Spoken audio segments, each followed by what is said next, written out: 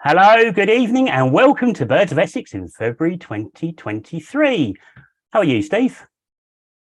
Tired. Why Cold. are you tired? Why are you tired, Steve? Tired, cold. But I've got a cup of tea, and here we are. So, yes. Well, I've just got back from a 4-day tour to Norfolk about an hour a bit ago. So, yeah. And I was hoping that I was going to be able to take the mickey out of Steve a little bit for being running late and underprepared and totally stressed out. But I left work at 6, and then there was a blockage on the A12. So I actually got in about just over half an hour ago. So you've got the laugh on me, mate. So we apologise if it all goes pear-shaped tonight. Which it will. It always does. But we're true professionals, so the show must go on, as they say. Absolutely. There's a song there somewhere, isn't there? But I'm not going to try it. So good evening for everyone that's watching. Welcome to the Birds of Essex February edition. Yes, hello. Lots of people saying hello already. So Richard Chu, hi Richard. Alan Watts, hello Alan, how you doing? Andrew Crisp. New member. Hi Andrew. Good. Thanks we love new members. Thank you. Who else have we got on there, Steve? We've got Paul Everett, evening. David Laws, good evening, David, and Chris Fortune. Hello from Colne Point, which will feature a bit later. I didn't know they had the internet at Colne Point. I'm quite impressed. No, I think they've only had it in the last few weeks. He's probably sitting there with like a handle. I've got a funny feeling it's a very long cable from St. Joseph. Okay. Sorry, Chris. Brilliant. Yeah, sorry, Chris. Ray Watson, good evening from a Suffolk photographer birder who's just joined the EBS. Great. Defected across the border. I like to hear that. Good stuff. Whereas, like you and I, we're just defective. Yeah. And David Smith as well. Good evening, David. How are you? You okay? Well, what's coming up? So, I've no idea. So, Matt, when we advertise these events, we always try and it's actually more Matt than me, tries to come up with a little catchphrase. So it was about G&T, wasn't it, this time? Yeah, sorry about that. I was typing the MailChimp thing, and I typed in Steve Grimwade and Matt Turner, and then I thought, well, why don't we just put Grimwade and Turner? And then it kind of just clicked. So yeah, we're G&T now, which I think we should have T-shirts. Maybe not. Yeah. I don't know. Yeah. Anyway, we're going to be doing the photo competition. So for anyone that doesn't know, we have been running a winter photo competition, and it has been incredibly successful. We had 102 different entries this time from, I think it was around about 44 photographers in the end took part. So a huge thank you to everyone that took part. We've run quarterfinals, semi-finals, and a final. The final is still running. It's running for about another 25 minutes, I think. Finishes at 8:15. So if you haven't voted yet, you still have time. If you've got a Twitter account, you can go on to the @EBWS tweets Twitter page, and you'll see the final on there. And these are the 4 finalists. We've got a fabulous picture of 2 starlings fighting in midair, or doing whatever they're doing in midair. We have a gorgeous picture of a beautifully lit water rail on a stunning blue icy background. We've got a really, really sharp picture of a spoonbill. I'm assuming it's just taken off. You can just see a bit of water splashing off its wet feet. So that looks lovely. And finally, we've got a cheeky little firecrest staring right at the camera. So they're all superb pictures. And as I said, you can go onto Twitter. There's a Twitter poll. I'm not going to scroll down, but it's just beneath. If I scroll down, you'll see what the current standings are. But you can vote on there. If you want to vote on Facebook, what's our Facebook, Steve? It's @EBWS Info is our Facebook page. And again, the 4 pictures are on Facebook. And if you just comment with your selection, so if you fancy the water rail, for example, or the firecrest, just type in firecrest, and that will add towards the final votes. Yeah, and it's the quality of the final this year, or this month or this season is very high. I mean, it was very difficult to whittle them all down, but yeah, well done to everyone that's entered. Definitely so. And the other way you can vote, if you haven't got Twitter or Facebook, you can just send us an email to ebwstalks@gmail.com.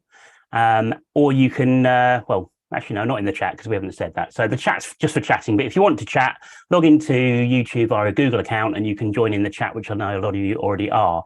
And what else have people got to do on our YouTube channel, Steve? So we say this every time. If you're not a subscriber to our YouTube channel, please hit subscribe. And there's also a little thumbs up symbol. So if you're enjoying the show tonight, click on the thumbs up thing. Don't click on that one. Click on that one. Don't click on that one. We want those ones. And there's a tiny little bell symbol on YouTube. And if you're not subscribed, that will notify you when our next videos are coming up. So subscribe if you're not a subscriber. Click on the thumbs up. Someone's just done it. Thank you, whoever that was. Hey! And click on the notifications bell. That's all we ask for. Excellent. Excellent. And we've got loads of people watching. We've got Ashley Gooding. Hi, Ashley. Daryl Rhymes. Good evening, Daryl. He's watching. I'm surprised Daryl's not trying to find Caspian gulls in the dark. To be fair, that wouldn't surprise me. To be honest, you get the old thermal imaging camera out next. He's probably got a couple sitting next to him on his sofa, I reckon. Yeah, for company. Yeah. Jan Lewis. Hi, Daryl. Jan Lewis has said he thought we were more S&M than G&T. Okay. I don't know what that means. I don't know what S&M means, to be fair, and I'm not going to Google it because it sounds naughty. And then we've got a couple of viewers watching from slightly further afield tonight. So we've got Kathy, who's watching from Birmingham. I know she's going to join us for the next field trip up to Walthamstow Reservoirs. And then Brilliant. I was birding up in Norfolk yesterday. Was it yesterday? I have no idea what day it was. Day before yesterday. And I was walking across the car park and a lady walked past and she said, "Are you Steve?" And it was like, "Yeah." And it was Sue from Dorset. I don't know if you remember, Matt, a few months ago, we had a viewer from Sue. So I do. Husband, so Sue and Hugh are watching tonight. So hello. Lovely to see you, Sue, and I hope you're enjoying Norfolk still. Excellent. Who else? Emma's on there. Colin, Mike. Oh, blimey. Mo. Mo, Stanley Davis. Oh, evening, Stanley. Hello, everyone. It's all go tonight, mate. I'll tell you, if we keep saying hello to everyone, that's going to be the show. It'll just be us sitting here saying hello to like 50 people and then turning off. So, should we get on with some stuff? Let's get on with some stuff. So, yeah, what we're doing. So, we're going to do the photo competition result in the second half. We're going to play all the entries as well. We've just done a little video, about a 3.5 minute long video, just so that everyone who sent in a picture, it gets shown on YouTube, and we'll be uploading that separately, hopefully over the weekend.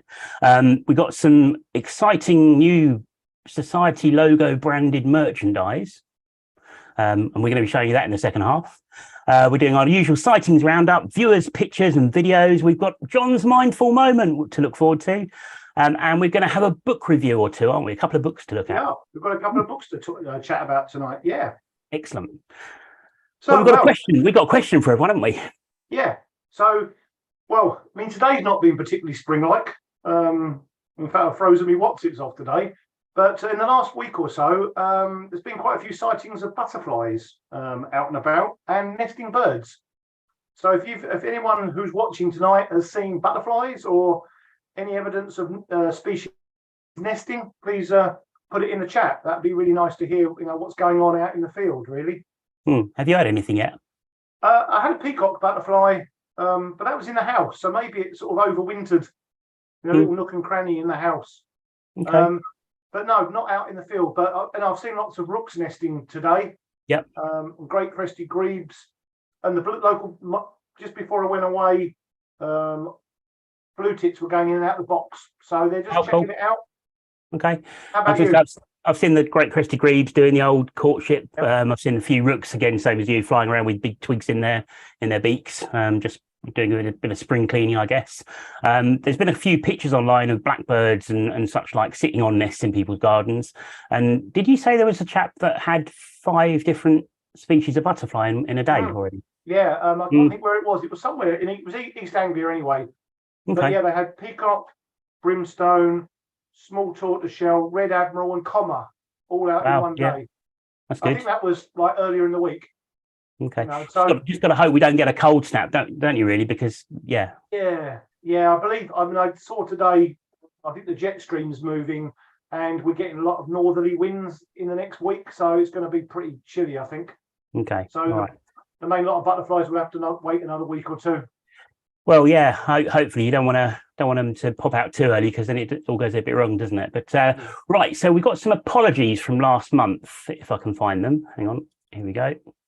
So during the show last month, we again had a couple of technical problems, and if it happens tonight, I apologise in advance. I'm not going to tell you which ISP I'm with, but they've got some issues at the moment. So I'm thinking it's down to my bandwidth. I don't think it could be anything else, because my computer is all up to spec.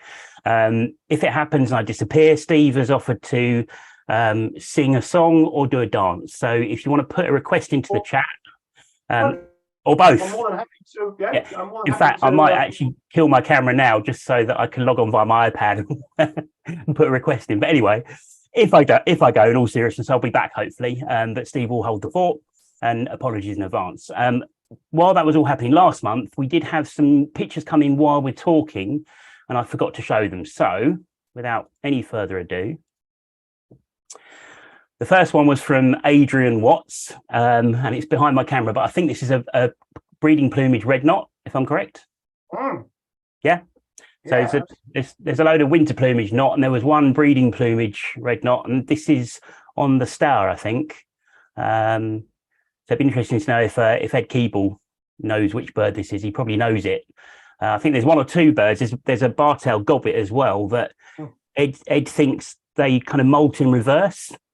So for some reason, they're in full breeding plumage during the winter, and then they molt into winter plumage for the summer. Okay. That's his theory. So strange. Whether they get sorry? It's strange with this bird. It's just its breast. Well, yeah. The back isn't, is it? No. It's like half and half. Yeah. It's almost like it's laid down in some tomato soup. Well, maybe it had. Adrian, did you have tomato soup for your lunch? And we try to feed it to a knot. That could be the answer, couldn't it? But there it is in flight. So, okay. Well, that's an oddball, isn't it? Yeah, and he dipped the front half in tomato soup, obviously. But very strange. So thanks for those, Adrian. David L. Smith, he captured the gorgeous male hen harrier at Fingering Hoe. Nice. These pictures are obviously from January. These are ones that we missed, as I said. Yep. A couple of lovely shots of the male hen harrier. Looks like a young male by the looks of that. Yeah, the wing coverts, the brown on the mantle, and yeah. And it's always really special when you see a male hen harrier, isn't it? Yeah. Beautiful bird. And then we got a couple of pictures sent in by Paul Everett of blackbirds. Now this one's actually been ringed. You can almost read the ring there. It's, I reckon. Does that say London? Do you reckon? No, something DON, I think, and then it's something 947 on the bottom. Oh yeah, it is London. Yeah, and XT 83 on the top, maybe, or 88, possibly. Don't know. Okay. Anyway, so I don't know if Paul's tried to submit some of that information, because I think you can submit partial ring numbers, and they can try and get a match, can't they? Yeah, they can. Yeah, you don't have to read the whole ring number. You can get like 4 or 5 digits. It's often a great help. And even send in a cropped photo as well, because they can work with that usually. And then another female blackbird there. And he sent these in because he thought the markings were quite unusual. I mean, they can be quite variable, can't they? If I go back to the last one, quite a pale throat on this, obviously, a lot of streaking on the front. But they're really, really smart, aren't they? So they are nice. Nice pictures there, Paul. Thanks very much for those. Right, that's the apology there and done with. So what have we got on the old chat, Steve? Anyone? Oh, we've got Nick Lay said, good evening, guys. I bumped into Nick at Lee Valley a few weeks ago. Nicholas Warner, evening G&T. See the G&T working? People like Cheers. What else we got? Mo Jackson seen Red Admiral and lots of bees. So okay. That's good. And then we got a hi from Gloria and Stephen Lamb. Hi, guys. Hi, Gloria. Hi, Stephen. From you. Richard Chu has seen peacock. He said the butterfly, not the bird. and that was back in early January. So wow. Yeah. And what else have we got? Nick Lay. There's been a few adders seen around Essex. So right. Yeah. These nice sort of warmish days in February. You know, if you've got adders on your local patch, you know, just nice south-facing bank or something. Well worth checking it out. Yeah, I was talking to Ollie the other day, and I think he was going to go out adder spotting. I know, quite quite a few seen in Suffolk yesterday. I think this time of year they'd be a little bit more kind of drowsy as well, wouldn't they, if they're just kind of waking up into the season. So, right, we're going to share some web pages. So we've got a few little web pages which people might find interesting. And what we'll do is when we upload the video properly onto the EBWS website and the YouTube channel, we'll try and put links to all these in the description as well. So the first one, and this is where my computer normally goes wrong when I share web pages. I don't know why, but the first one is this one. Can you see this? I can, yeah. And this is again on the Rare Bird Alert website. And this is just a study. It showed clever birds need caring parents. Okay. What do you reckon? The cleverer the birds, the longer the parents look after them for, and the more they look after them as their cognitive abilities develop, I guess. Okay. So, for example, the crow family, which everyone knows that we've got outside the front door. Tina's done all her crow research, and I think parent crows can be with the young for literally months. Long time they can be with the young, and I guess they're sort of teaching them, they're learning, developing. And it's just quite interesting. So the smaller birds, which are maybe not quite so intelligent, tend to fledge and depart sooner, but the cleverer birds stay longer. So we won't read it now, obviously, but it's there, and the link will be up at a later stage. The next one is linked to what we were just talking about. This is one of the pictures of a blackbird on a nest already this year. So birds nesting early could see our garden favourites at risk. And obviously what it's saying is if the weather changes back again, then it could be problematic for them. So that's another one we can all read at a later point. This one could be a bit controversial. Plans to reintroduce black grouse into Sussex. I don't know what your views are on this, Steve. To be fair, I think it's ridiculous, but I mean, it's kind of like I don't know. It's a sort of, it's like a big species, isn't it? It's like a target species, like a really glamorous species, I think is the word I was looking for. So it's something that's going to attract a lot of attention, but I think they could do more to help the stuff we lose. Yeah, lesser spotted woodpeckers. I don't know, but anyway, that's up. So it'd be interesting to know what people's views are on that. If anyone wants to make a comment, I wouldn't mind if it was in Essex. Well, yeah, to be fair, I've not seen one. I've not been up looking for them. So, yeah, I'd have one in Essex. I'd tick that. That'd be fine. That'd do me. If one of the Isle of white-tailed eagles flew over at the same time, I'd tick that as well. Next one, Cyprus. Again, issued the first ever fines for poisoning raptors. Fines totaling €21,000. So, A, it's a big fine, and B, they've actually done it. So that's good news. Again, we won't go through the whole story. But it's really good to see that, that's what we need with this persecution. We've got something coming up later on about this brief piece. And, there needs to be punishment there, doesn't there? Absolutely. Yeah. I mean, people have got away with it for far too long. And, hopefully that's the sort of tide has turned a little bit. Yeah. This one's good, isn't it? Well, you know a little bit about this, don't you? Yes. So, yeah, common cranes. I mean, like crikey. I mean, when I look back to like 30 years ago, there was just pretty much a handful of cranes in sort of Norfolk, and now, I mean, what's that there? Like 64 breeding pairs. I mean, that's just phenomenal. And I think they've actually bred for the first time in Suffolk, and that wasn't that far away from, not that far from Minsmere, to be fair, as the crane flies. Yeah, so. Really exciting news. And I mean, are there chances of them coming towards Essex, do you reckon? Is there suitable habitat here? I don't know. Yeah, I mean, they like sort of marshy, that sort of marshy areas. I mean, there's potential, I'm sure. I mean, there's a few places that have got sort of coastal marshes and stuff that might. Be nice to see some breeding cranes down at Holland Haven or somewhere like that. That'd be good, wouldn't it? Do you know what? Yeah, it would be. I mean, we get them certainly more regularly now. In the sort of spring, when they sort of the local ones go, or sorry, the Norfolky, Suffolky ones go fly about. But I mean, there's massive numbers in the sort of the ooze washes, ooze, Welney, Neen washes. There's a big flock there. They've obviously got the Somerset population. So yeah, hopefully, be nice if every county had them, to be honest. Yeah, watch this space. And I think we've just got one more, which is kind of linked in. So. This one, in the EU, they've finally banned lead ammunition for the wildfowl shooters. So again, when they do shoot, which again, it's another horrible subject and don't really want to go there, and they shouldn't be doing it, in my opinion, but there you go. But at least they're not going to be putting a load of lead shot in the water that can stay there for decades and cause all sorts of problems. So that's got to be a good thing as well. So just some little birdie snippets that we picked up over the last few weeks, little bits and pieces that are out there. Some of you may have already seen them, but if not, we'll put the links up and you can look at them over the weekend if you wish to. Right. It's book time. Book time. Book It's time. Jack and Ori. Are you sitting comfortably? Hold on. Yep. And then I'll begin. No, that's not right. You are showing your age now, Steve. Yes, thanks. I feel my age. So Matt and I went to the last evening talk down in Chelmsford, which we'll talk about a bit later. And we bumped into Holm Point birder who's watching tonight, Chris Balchin. And Chris had this wonderful book with him. Hopefully you can see that. Mm-hmm. Yep. And you can also see how thick it is. Yep. So Chris let us have this as just a quick review copy. So this is a brand new book out, published by the Essex Wildlife Trust. And it's basically, I mean, I don't know, hopefully a lot of the people watching tonight have been to Holm Point or know of Holm Point.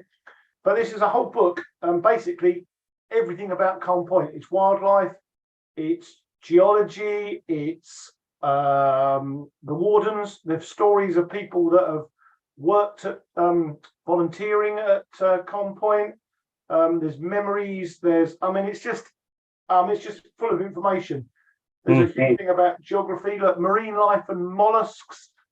It's a cracking book, actually. I mean, I've had a pretty good look through it. I mean, there's a great thing on adders. And there's lots of color photos. It's a really, really good book. So, and we've got Simon Wood, our society president, has written a piece in it as well. It's a cracking book. So, I mean, it's all about shipwrecks and you name it, it's got it in it. It's like a complete history. Yep. Of the whole area, not just about birds, and it's everything. It's covering the whole area, really. Complete natural history of it. This is like A4 size, and I say you can see how thick it is, so how much content is in there. It's a cracking book, and I think what was it last year or the year before we reviewed The Wildlife of Malden by John Buchanan. Yep. So this is a great sort of companion book to go with that. Absolutely. I think it doesn't, if you don't regularly go to Holm Point, it doesn't mean you can't enjoy this book, because this is a book about Essex as well. Obviously Holm Point is one of the really important habitat throughout Essex, and it's an example of typical Essex coastal habitat. So although the book is specifically about Holm Point, it can relate to other habitats throughout Essex. But hopefully encourage more people to visit the area and put sightings in, because it's really, really brilliant. I mean, every time I've been there, I've really enjoyed myself. It's a great little reserve. For those who don't know, it's a big shingle peninsula. I don't know if that's the word, perhaps, but it's great for nesting. It's got lots of nesting species. It's got scrub.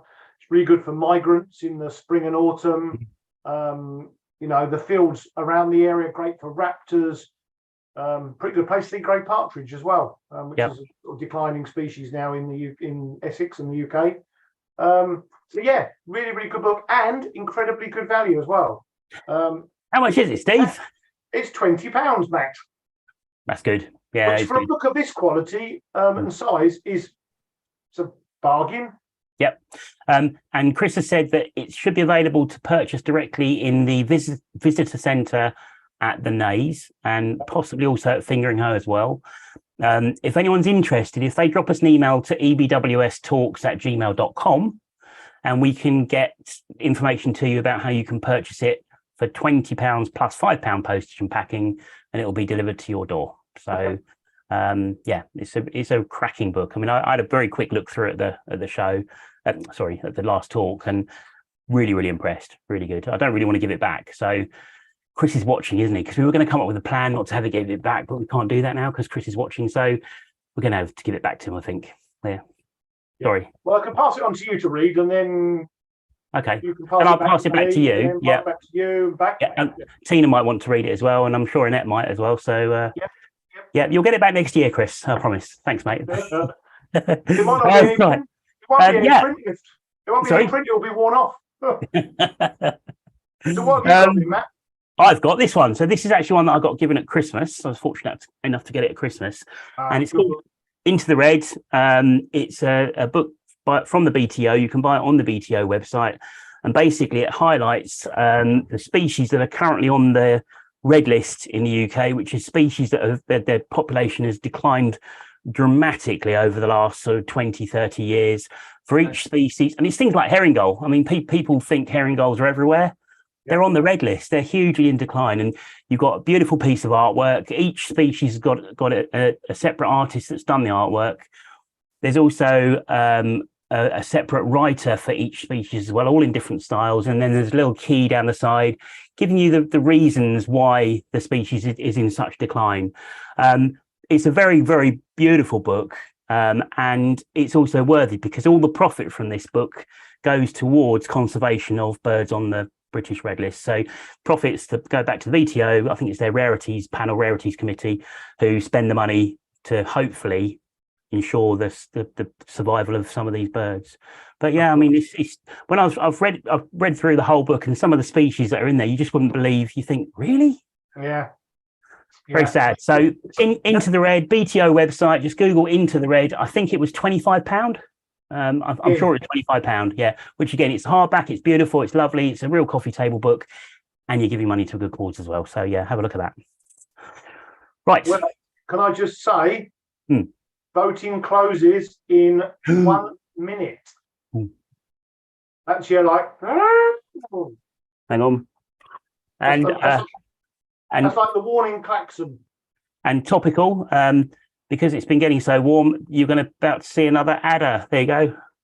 Oh, right. But the old ones are the best, aren't they? All right. I'll get the calculator ready to work out who's won. Okay, so yeah, I mean, pretty much voting's closed. So, I'm just waiting for the clock. I'm just waiting for the clock to tick to 15. But there you go. Voting is now closed. Voting is now closed. Yeah, do not cast your votes. So I'll have a top up. You'll be charged the cool players rate. Whatever. Premium rate. Right. Any feedback? No. Cool. Right, let's move on. Sorry. Oh, okay. Said he hadn't submitted any of the details on that blackbird yet. So okay. All right. So yeah. Oh, that's probably worth sending the picture. You never know, you might get something come back. It'd be interesting. Yeah. Okay, so we had a field trip, didn't we, Steve? We did last Sunday, I believe, wasn't it? God, seems ages ago. Where did we go? We headed up to Rutland Water in the county of Rutland, smallest British county. And we had a really good day, didn't we? Really good. We did. The weather was ridiculous, yeah. Yeah, fantastic turnout of people as well, which is amazing. And we saw some really good birds. We explored the Eggleton Nature Reserve. So if you don't know Rutland Water, there's 2 nature reserves. There's Linden, which is on the south shore, and then there's sort of Eggleton, which is, I suppose, on the west side. And we visited Eggleton, where there was, how many highs did we say? Nearly 39 highs. 35, I think. Okay, yeah. We visited quite a few. We walked quite a long way, which was good. But we had some really, really good birds. And as Matt said, the weather was amazing. You know, I mean, highlights. We were looking for a great northern diver, weren't we? Which we sort of scanned, and neither of us could pick it up. And then Andrew Allen managed to find it. Long way away, but I think everyone got good views. So if you've not come on one of our field trips, if you come along, there's always people with scopes, and we'll always try our very best to get the scope on the bird so that you get a chance to have a look at it if it is at distance. There was Scorp, there was a Slavonian grebe eventually, wasn't there? Yeah, took a little bit of searching, but we got there in the end with that. Spent more time underwater than it did. Well, we'd gone round, I can't remember the name. We were at Goldeneye Hide, I think, which was round the corner. Yeah. And we'd already been to Fieldfair, and then Tim Hayward phoned me to say that they had the Scorp from the Slav from Fieldfair Hide. Yeah. So we walked all the way back, and the chaps that were in there, Tim and this other chap, said it's right over there. So me and you were looking, and we could just see great crested grebes, couldn't we? Yeah, and we started to doubt them a little bit, didn't we? Yeah, I was thinking, because great crested grebe from distance in winter plumage can look a little bit slavy depending on the light. Yep. But then it was picked up again. It was moving. It was really motoring, wasn't it? It was. Yeah, 1 minute it was like 12 o'clock, and then it was like sort of 10 o'clock. It would really cover a huge distance. And it wasn't just underwater; it was on the water. It was kind of like really, really zooming on and then it dived, and then it popped up again over there somewhere. So, yeah, really good spot. So we had that. We had a peregrine. We had all sorts of things. I've got a couple of pictures actually. Sorry, quite a few smew, didn't we? Red Yeah. kites were common. Yeah. It was just stone chats and great white egrets and barn owl as well. Really good views of barn owl. We had a lovely flock of golden plover. They came into roost towards the end of the day. I think there was, I had a quick sort of scan count, about 650, 700 birds in total. Just a small section of them. Then we've got, what else? Oh, yeah, lots of goldeneye, weren't there? Goldeneye and tufties. Yeah, nice. And they were displaying the goldeneye, which was really good. Got this one in the middle here. He's saying, "Look at me," and they're all going, "What you doing, mate?" When they throw their heads back like that, I cannot believe they don't give themselves a headache. I mean, it's if no one's ever seen them do it, I can't do it, but they fling their heads back as violently as you can imagine. Yeah, and they go right back, doesn't it? And then just this was outside the centre, wasn't it? Yeah, that was really nice views. Yeah, great white egret just plodding around outside the centre having a bit of a hunt. So. And then we bumped into Tim Appleton and his wife Penny, who are the sort of organisers of Global Bird Fair. So we had a good chat with them, and we're looking forward to visiting the Global Bird Fair in July as part of the society coach trip. Yeah, as well as sort of privately as well. So that was really good. Yeah, good day out. Yeah, really, really good. Really enjoyed it. So yeah, come along to you can't come along. Well, you can. You might be able to. I think there's 2 more coach trips coming, which are both fully booked at the moment. One to Knepp in May and one to Strumpshaw Fen in June, I think. That's right. Yep.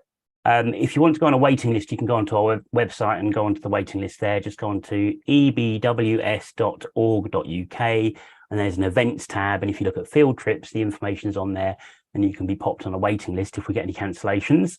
But the next 2 trips, I think, are self-drives, aren't they? They're both self-drive. So we've got next month, and I'm just getting the fixture card out just to make sure I've got the right dates. Oh, where are we? 12th, I think. Yeah, Sunday the 12th of March. So we're going to Walthamstow Wetlands. So I've never been there before, and you've not been there either, Matt. And I think it's a new site for a lot of people. So that'll be interesting. Got a visitor centre, quite a few sort of, it's like reservoir, wetland habitat, scrub. Yep. So that sounds really good. That's on Sunday, 12th of March, meeting at 9 o'clock. To the light, meeting at 9:30. Oh, okay. Lie-in. The gates open at 9:30, it says on our fixture card. So we either get a lie-in or an extra half an hour in McDonald's in the morning. Win-win situation all round, I think. Absolutely, yeah. Brilliant. and then on Sunday, the 16th of April, we're off to Fingering-Ho-Wick, which is a great place, just sort of southeast of Colchester. Great habitat. Should be lots of waders. Hopefully, a few warblers will be in by then. Good place to see adder if the weather's okay.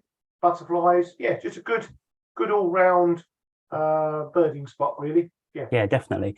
And with these self-drive trips, you don't have to book. Just turn up.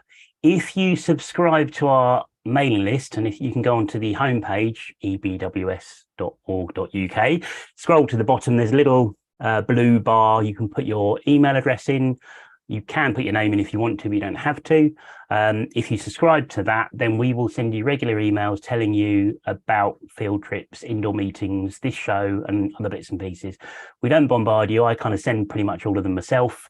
So if you ever feel I'm bombarding you, just send me an email and tell me. But that hasn't happened yet. I send out maybe 3 or 4 a month, that's all. And it's always to say something. So please do that and you'll be kept informed.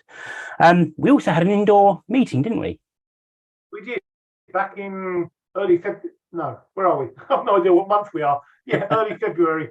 Sorry, where are we? I have no idea. Yeah, so we had Peter Howell came over from sort of the Cotswolds direction to talk about Project Camtag, which was an interesting. So it's a project. Peter's trying to raise money to have. We've got like satellite tags on raptors that track movement. He's trying to incorporate a sort of camera. So hopefully, but if unfortunately a bird got shot or something, it would take photographs and then upload them to satellites and to the authorities or whatever. So it's an interesting project. You know, it's in its sort of early stages at the moment, but he's got great ideas. So yeah, it was a good talk. Yeah, definitely. And I've got a couple of quick screens just to share, because he asked me to take a couple of pictures while he was talking, and these are just sort of pertinent to Essex, really. So where in the UK does raptor persecution take place? Well, the answer was it's actually been in every county of the UK. There's raptor persecution. Since June 2020, there's been 8. Sorry, it's behind my camera. Is it 8 confirmed shootings of birds of prey in Essex? Camera as well. 8 confirmed shootings of birds of prey. Yeah. So 3 red kite, 1 hobby, 4 buzzard.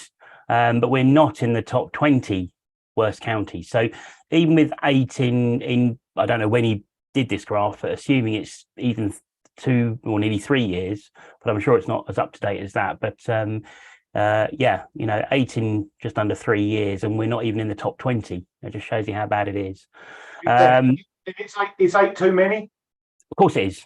You know, I mean, that's just, you know. Yeah. And then he showed where some of them are, and apologies for the slightly graphic images, but this is what's happening out there. And the point of this was to show that in Essex it's spread all over. Yeah. This is happening all over the place. And I think the previous slide said 71% of raptor shootings happen on managed land. Obviously, there's not as much of that in Essex as there is in some parts of the country, but even so, you can see it's a good spread of incidents, which isn't good. And if you find a dead bird of prey that looks like it's been killed suspiciously, so if there's a perfect looking buzzard on the ground, the first thing, obviously, don't touch it if you suspect it's been poisoned, but you can send a record. You can either contact the police on 101. He actually said if you feel that an incident is ongoing and live, you can call 999. Yeah. So, you know, that is that serious. And you can also report it to the RSPB on the phone number on the screen there, or you can email them crime@rspb.org.uk and try and get as much information as you can. Be careful, because some of these people aren't very nice, obviously. So if you've got a long range zoom camera and you can safely, without being noticed, take a picture of number plates, that kind of thing, brilliant. If you can't, just do whatever you can surreptitiously, but please do it. Hopefully you won't come across this, but if you do, that's how to report it. Right. And what a good project, seriously. I mean, if he can get that up and running how he wants to do so, you know, a simple idea could save the life of goodness knows how many wonderful birds of prey. So yeah. Right. What's next?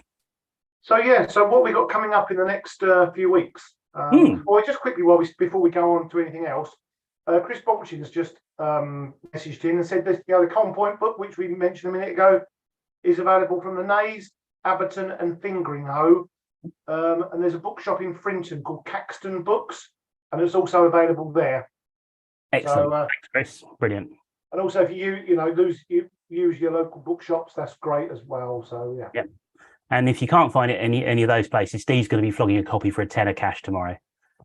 No, 40. Oh, sorry.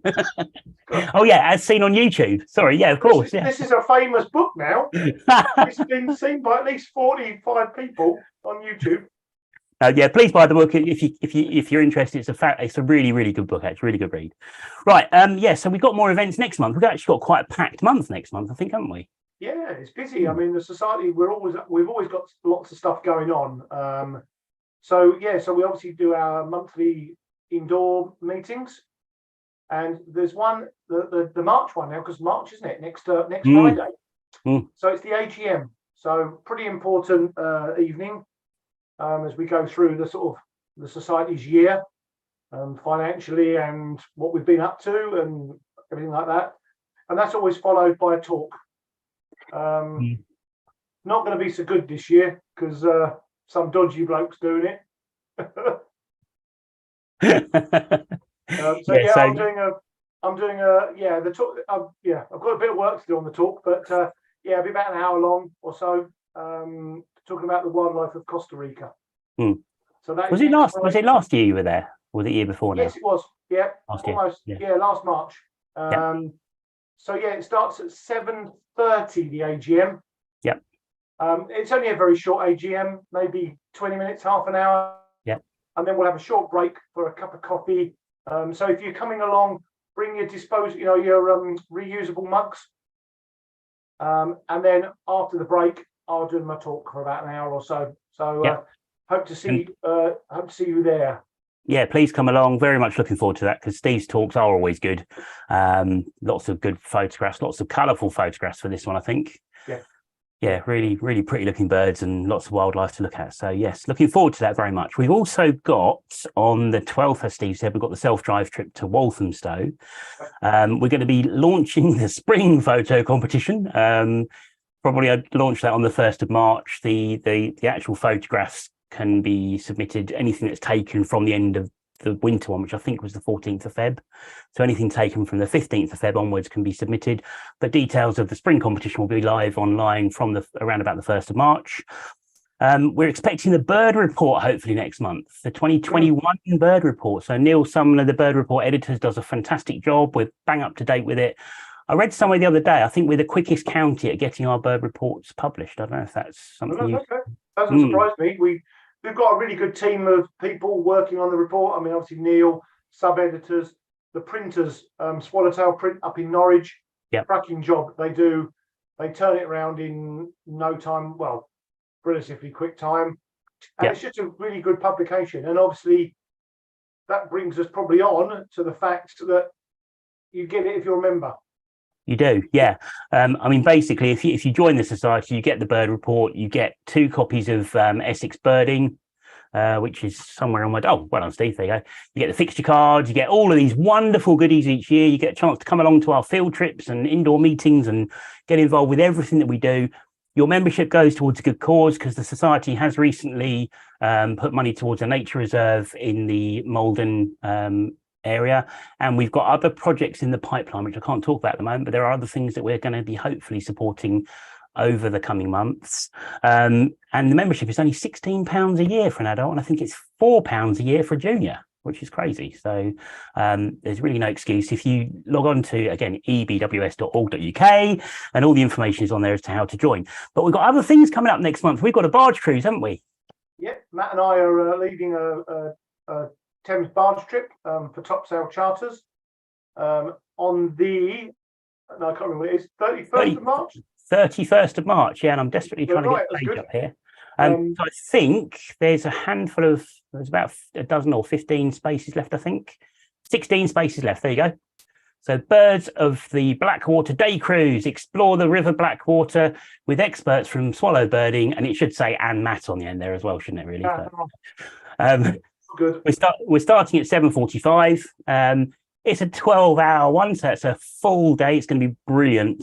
And all the details are on the Topsail Charters website. So if anyone wants to come along to that, you are more than welcome. Go to Topsail Charters, search for their bird watching trips, and away you go.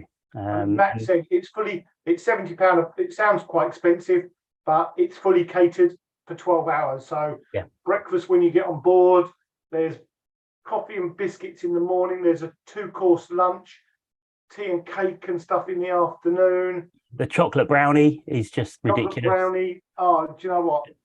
The chocolate brownie is worth 70 quid on its own, to be fair. The chocolate brownie with fruits and cream is very good. So really good. And we've also got...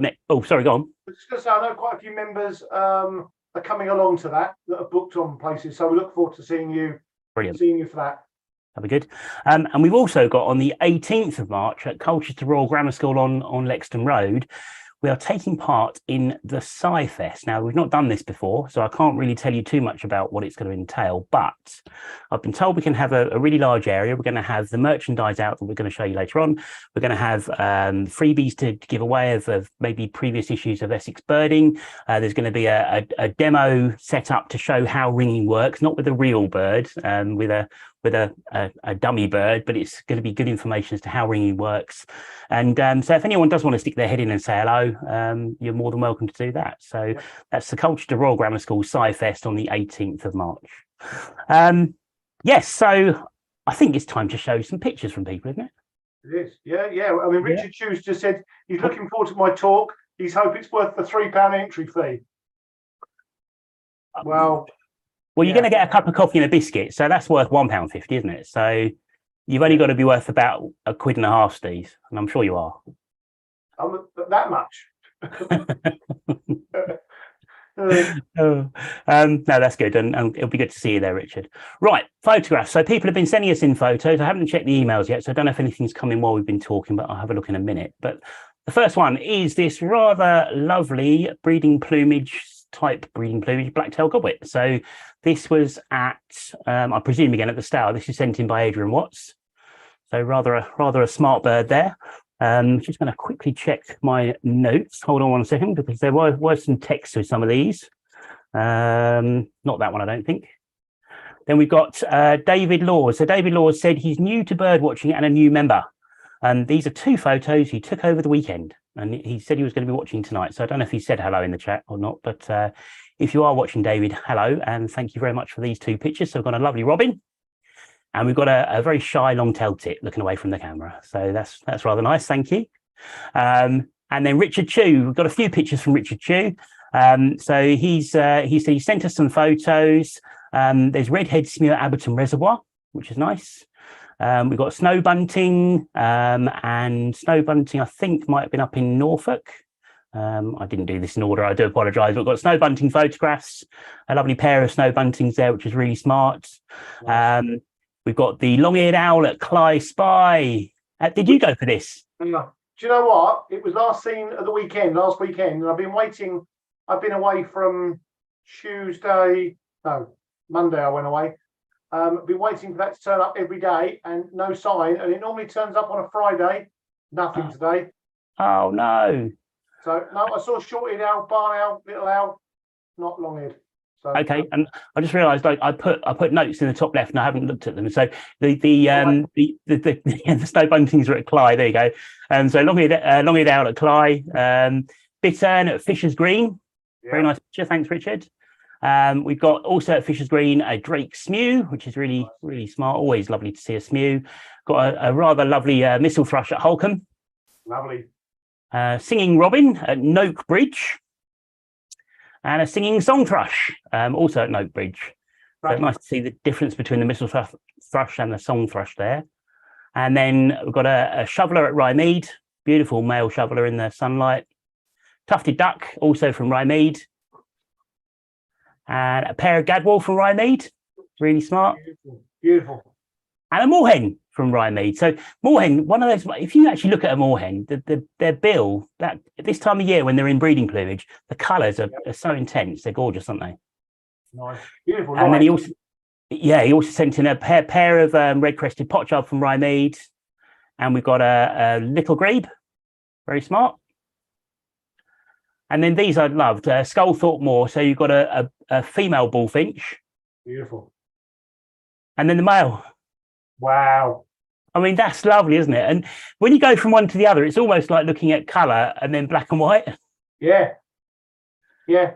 Absolutely. So I love those 2. And finally, Richard's taking quite a few pictures. So Red Wing, we've got a lovely muntjac licking his lips. Water rail, these are all from Sculthorpe Moor. Really smart water rail. And, this one, actually, I'm going to stop that quickly, because we'll go back to that in a second, because I can hopefully do that slightly better than it was going to show. So we had a video sent in from Mo and Dave. So Mo and Dave have a farm just outside Colchester, and they've had a tawny owl nest box there for a little while, I think a few years. And certainly last year there was eggs, and they were very excited. And unfortunately, the eggs were predated a couple of days before they were due to hatch. But this year, Mo has just sent me this today. And if I stop talking for a second and just press play, hopefully you'll be able to hear this.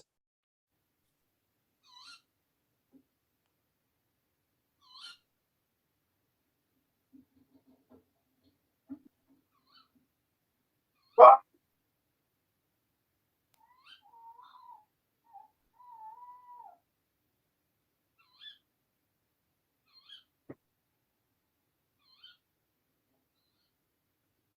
There you go. Oh, brilliant, amazing. That's absolutely stunning footage, isn't it? I mean, the four eggs are obviously the highlight, but for me, I loved just watching. I don't know whether it's a him or a her, possibly a her, because the noises she was making, but I just loved watching the climb out of the nest box. Look at that. That is I superb. love that.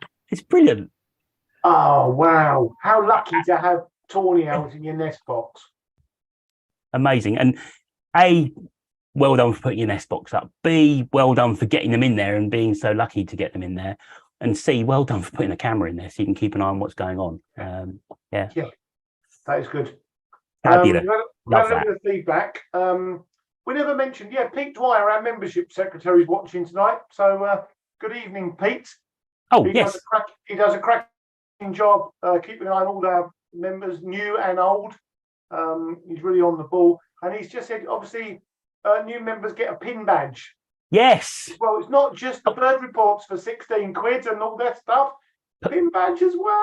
Hold it up to the camera, Steve, because these are lovely. The one I've got here is one from the Big County Birdwatch from a few years ago, but it's pretty much similar to this. It's like our gorgeous logo. Ignore that bit down the side there, but this is what you get. So really, really good. I just wanted to say as well, I know Pete's watching, but he does a really great job. We're getting a lot of new members at the moment. The interest in the society is growing quicker than ever, which is brilliant. And thank you, everyone. And Pete is the person that has to deal with all of that. So he has to, take in all the memberships, file it all, categorize it all, send out all the membership packs and deal with everything. He does a sterling job because he's very busy with other commitments as well. So thank you very much, Pete. Much appreciated, seriously. And that goes to all the committees. Well, we didn't mention Mick earlier on either. We were talking about sightings and things. Mick Tracy, the county recorder, he processes, over a quarter of, I think it's possibly as many as 400,000 records for last year he's expecting through. And he has to sit there on his computer and process these. Well, no, he doesn't have to. He volunteers to. That's the thing. And it's a really, really arduous task, but he does it and it's done really brilliantly. He's got it very streamlined, and he's got obviously an excellent committee of sort of sub-editors underneath him, and Neil obviously doing the report as well. So they all do a fantastic job dealing with all the sightings.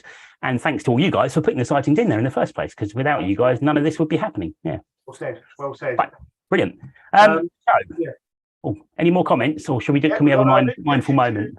Sue said amazing tawny owl footage.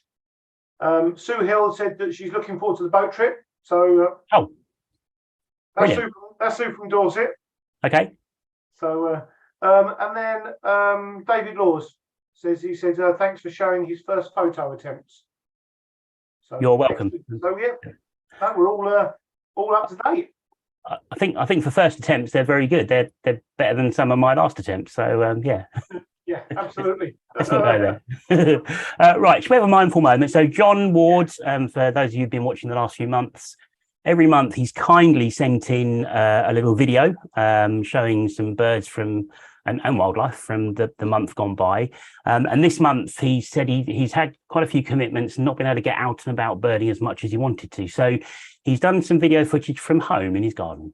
So we've got it's about 3.5 minutes long. I'll stop talking, I'll mute my microphone, turn my camera off, and just relax and enjoy, hopefully, one of John's mindful moments. Can you see that, Steve? Good, mate. Lovely, right. Camera off, mic off, see you in 3.5 minutes. Hold on.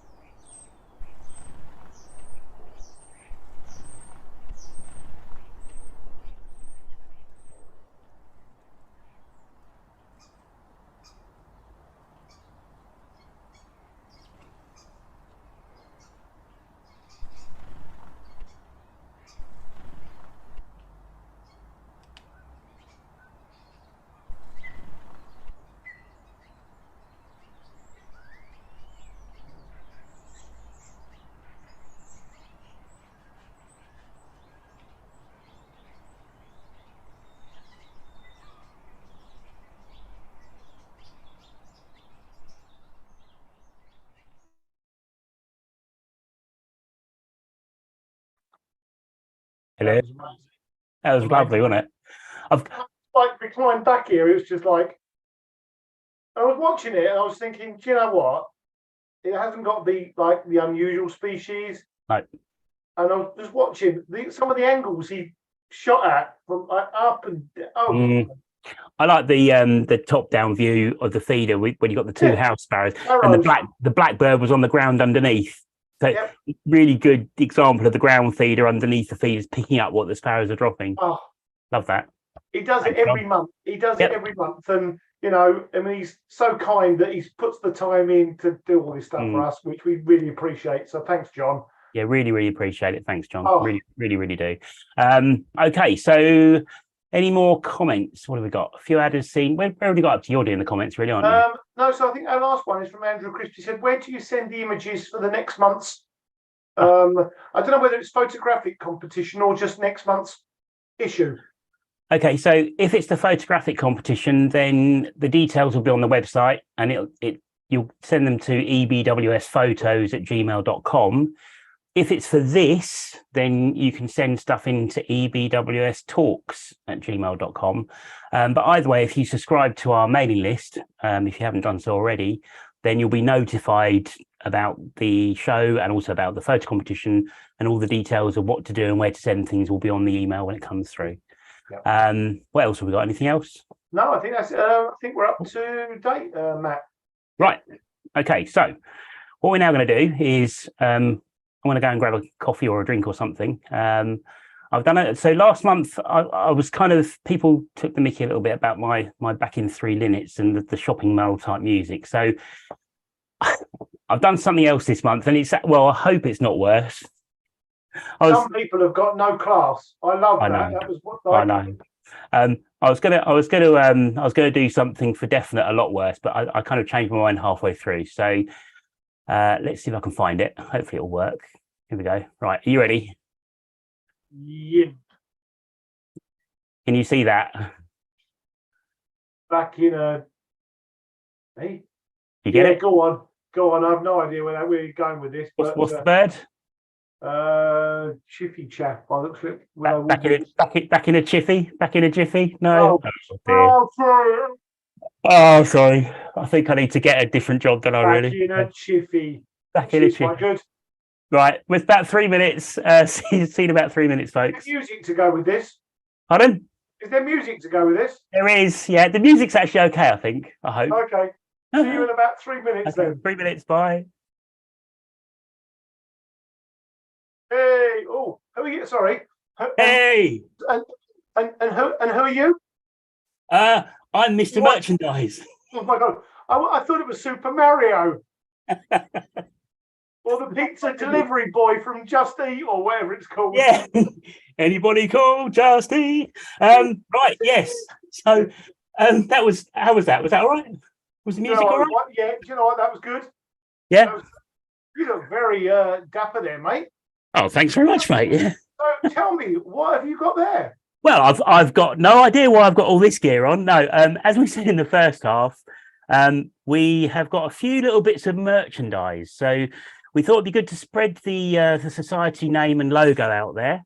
And I've cunningly shoved all this on during the break. I'm a bit out of breath now, but there you go. And so what have we got? We've got Society baseball caps. Funky cap. I love the Barge and Brent Goose logo. Yep. Very smart. Expertly modelled there.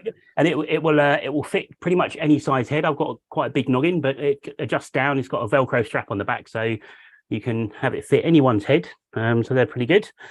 We've got a lovely Keep Calm and Carry On Birding shopping bag with the Essex Birdwatching Society logo on. So hopefully you can all see that. Yep. Fingers crossed. Yep, good. Right, I'll chuck that over there. We've got these are amazing. These are lovely. Oh, cool. Essex Birdwatching Society notebooks with it's got the pages are ruled. You've got a place at the top for the day and the date and all your sightings. Got a little loop to put a pen in, or a chunky pencil. You've got a chunky pencil that'll go in there as well. Little page marker and the little band on the front as well. So yeah, they look really, really smart. Absolutely lovely. Yep, really smart. They're good. The t-shirt, not the best Hey. model, but there you go. They do it in all sorts of sizes, including great big difter size like me. There you go. And these are in olive with a creamy color logo at the moment, but other colors may be available later on if these prove popular. So just something we're trialing. I'll give you some prices in a minute.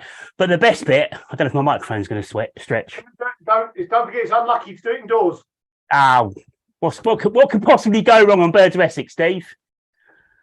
Yeah, Ready? Okay. Where's the logo? There you go. I love this. I'm singing in the rain. Ta-da! Yep. So we've got our own little pop-up umbrellas as well. You just press a button and up it pops. So there you go. All in green, all with kind of goldy, creamy logos. Really good fun. Prices, I can't remember. We've got some prices somewhere. Hang on. Yeah, you've got a sheet there somewhere. I'm prepared as always. Here we go. Right. So the umbrellas are £16.50. The shopping bag is £4.50. The baseball caps are £9.99. The A6 notebooks, are £4.75. And the Fruit of the Loom t-shirts are £21.50. And the t-shirts we've got in medium, large, extra large, and XXL.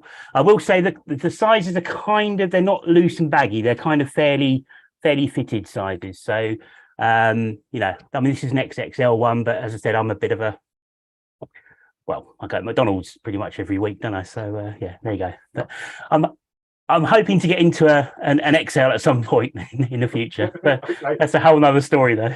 No, you know what, Matt? They look really, really good, and I think they're going to prove like really popular.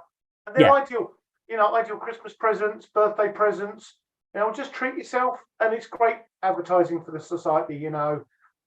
It is. Really. And to be fair, I'll take this off actually. To be fair, they're not expensive. It's a bit of fun, and they're good gifts, as Steve said. If anyone's interested in any of that stuff, just drop me an email, ebwstalks@gmail.com, and I'll send you back a price list and some more information, and then we can go from there. So yeah, thanks for that. Just a bit of fun, right? We've had so Annette just said brilliant to John's mindful moment. So Thanks, John, for that. And Jan Lewis said much appreciated, John. So important to remember how important your garden or local park is when you can't go further afield. So that is true. You almost take for you just lose track of your garden and stuff. We're always going out to Abberton and all these places, but there's sightings in your gardens. And John's proved that with his videos. So absolutely. And like you said before the break, it's if you just sit and watch some of the common species, you'll see this behavior and the interactions between the members of the same species, and also how the different species react with each other and work with each other as well, or off each other. So yeah, it's really good fun. And then we've got a couple of comments, sorry, just to interrupt, from Richard. He said, will the merchandise be available at the indoor meetings? And that is an affirmative. That's a thumbs up from Matt. And he says he's been waiting for the G&T fashion catwalk moment. Yeah, you might get if I do, it'll be a fashion fat walk moment, won't it? Anyway, right. I don't know if that word's politically correct anymore, but I'm using it on myself, so that's fine. So will they be available next week, next Friday? Then, yes, Matt? I'm going to bring it all to the AGM. So we're going to have notebooks. All that stuff's going to be at the AGM next week. So yes, if you're interested, you can come pick something up there. Hopefully, we'll have a lot of sales that evening, and I won't have time to do my talk.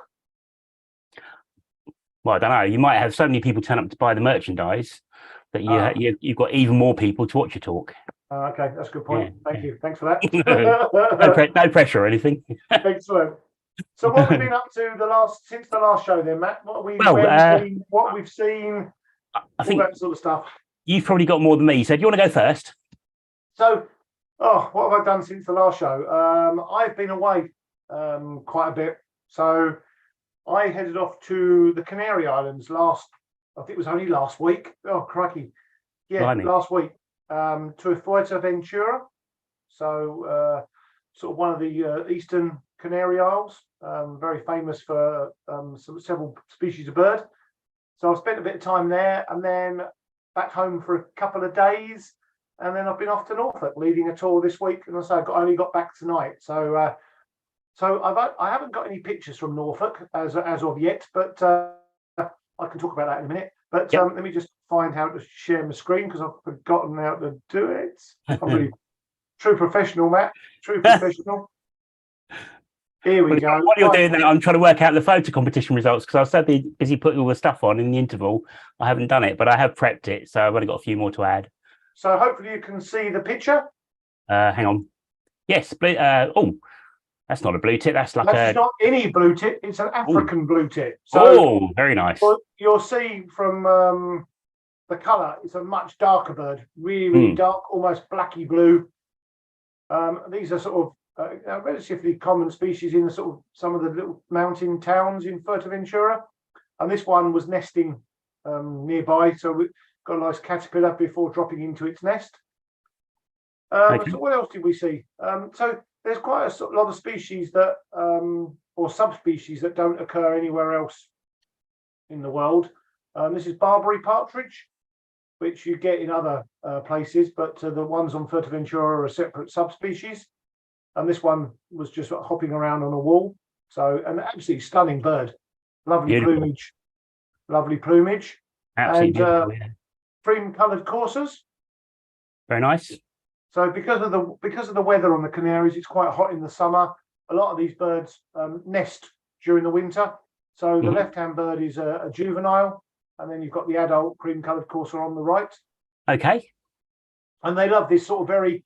So if anyone's been to Fuerteventura, it's very arid, very dry, rocky, volcanic island.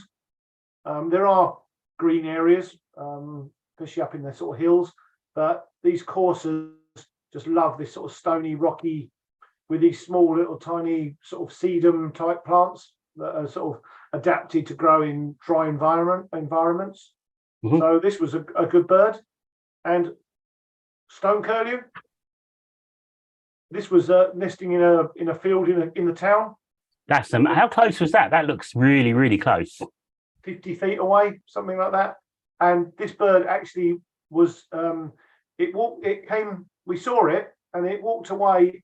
It walked sort of across the field and picked up a fecal sac, which at first we thought it was a snail, but and then it walked back and went sat on 4 eggs. So really, really, really nice views. Great grey shrike. Lovely. Used to be called southern grey shrike, but now I think they're just great grey shrike. Again, quite a common species. That's the same subspecies that we get over here, is it? Or no, it's a much darker bird. Okay, I was going to say it looked a bit darker on the back, on the mantle, and the breast as well, grayer. Yeah, darker on the breast. Much darker bird. Yeah, I mean they used to be called southern grey shrikes, and there's quite a few races, but I think they've all been lumped together now to great grey shrike. And then Hubara bustard. Nice. How big are they? The size of let me have a think. Sort of pheasant size. Oh, I suppose pheasant size. They're quite big. Yeah, they're quite big, but this long neck. Yeah. And that camouflage plumage on the back sort of blends in amongst that rocky stuff. Really, really camouflage. Kentish plover. Oh, lovely, brilliant. This particular bird, this is a male, and then the female was nearby, and they had 2 tiny little chicks. Maybe it could only be an hour or 2 old, wandering around. How big were the chicks? They must have been they were literally tiny, absolutely diddy little things. So Kentish plover, bit of a rarity. This is a lesser scaup, which was on a area of fresh water, which is quite a rarity for Fuerteventura. So that was nice to see. And this was this is red-billed tropic bird.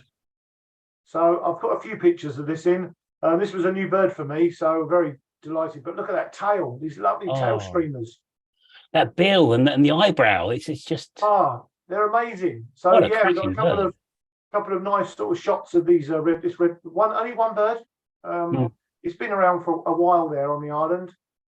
Where are they normally from? Are they from the nearest Africa, place? I think it's the Cape Verde Islands, which is quite a way to the south. So maybe like 1,000 miles to the south. But this one was nesting it was roosting under these rocks in a shopping centre. You're joking. There was like an ornamental lake next to basically lakeside Yeah. type shops, and this bird was roosting in the rocks, and then it would just come out, fly out to sea, and then come back Oh later in my the day. goodness. Were there loads of twitchers hanging around, or was everyone just going around? No, we were the only ones there for a while. Then there were a couple of Germans looking for it, and then they went away, and we were the only ones that saw it. So, What an incredible bird! yeah, so that was a really good bird. And then Beautiful. ruddy Oh. shelduck. Yep. So these are quite common species on Fuerteventura, Nice. and Spanish sparrow. Very nice. Quite nice. And then to finish off, trumpeter finch. That's a lovely shot. I love that. Nice male. And again, these are quite sort of numerous in the rocky areas. But yeah, so yeah, I've been to Norfolk the past 4 days, and we had really good views of goshawk today and hawfinch. Yep. We've seen long-billed dowitcher. What else have we seen? Shorelarks, snow buntings, Lapland bunting, Tager bean geese, and barn owls, short-eared owls, hen harrier, cranes. Yeah, lots of stuff. So yeah, busy couple of weeks for me. That's the thing. I mean, Norfolk, is one of those areas where there can just be loads of stuff at any time, can't there? And although it's a big place, it's relatively straight. I mean, there's that northern sort of coastal road, isn't there, that kind of almost links everything together, really. So absolutely, yeah. There's so much different habitats up there. So yeah, so my customers had I think they had a good time. So that's good. Oh, well done, mate. Right. What have you been up to? Yeah, mine's not quite as glamorous as yours, unfortunately. But right at the end of last month, so after last month's show, went up to Hollesley Marshes right at the end of January after the last show, and managed to hook up with the white-fronted geese with a friend from work. Nice. Am I still there? Hello? Yeah, no, you're good. Yeah. No, you're all excellent. Good. Okay. So I think I had just over 100. I think I counted 107 white-fronted geese, which was really nice.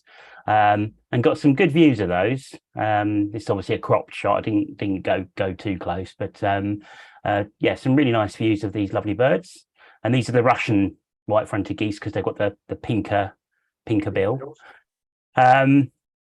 And also at Hollesley, there was some nice views of a pair of stonechat. Just got a shot of the male here, which I quite liked his pose on this barbed wire. Nice. Just looked quite pretty. And also managed to pick up got it from the sea wall on the main lagoon. And just through the scope, I thought that looks interesting. So I said to Mark, who I was with, I said, I want to go back around and have another look at the gulls. And to be fair, he's interested in birds. So I said, I think I might have found a Caspian gull there. And managed to pick it up from they've got like a bigger viewing screen there. I think they changed the viewing screen.